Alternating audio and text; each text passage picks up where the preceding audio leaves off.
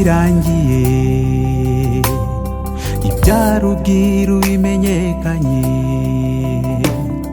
nibwo ibyanditswe byera bizava mu nzandiko tubiboneshe amaso yacu. N'ibyishimo bihoraho ijuru ryakira abana b'Imana mu cyubahiro, ubwo nibwo ibihe bizaba bishyizweho akadomo ka nyuma.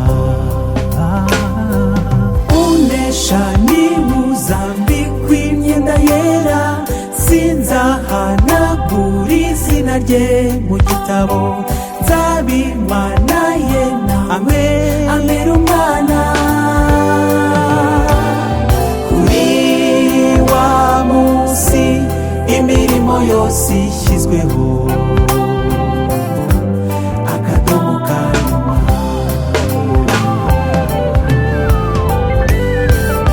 Amaso yanjye niyo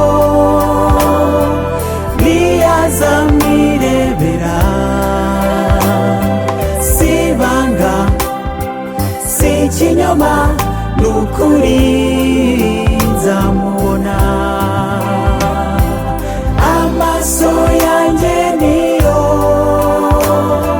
niyazamirebera, si ibanga si ikinyoma, ni ukuri nzamubona. Kuri wa munsi imirimo yose ishyizweho akadomo ka nyuma.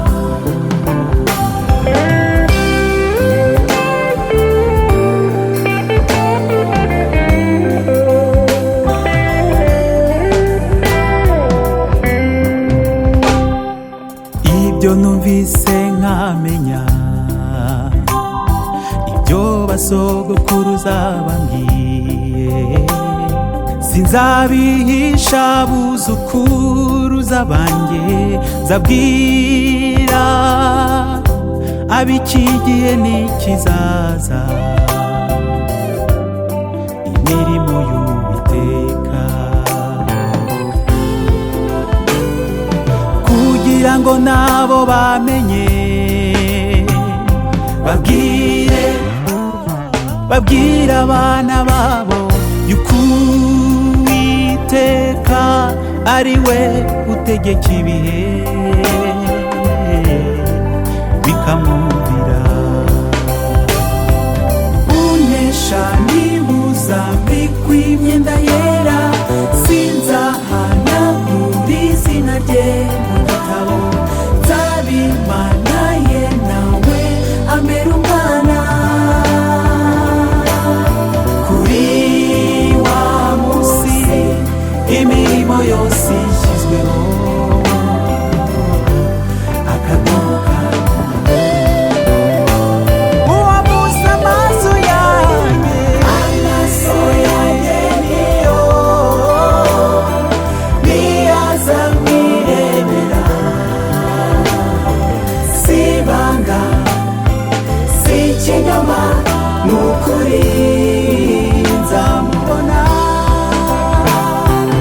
Amaso yanjye niyo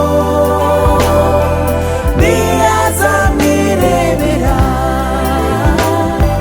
si ibanga si ikinyoma, ni ukuri nzamubona.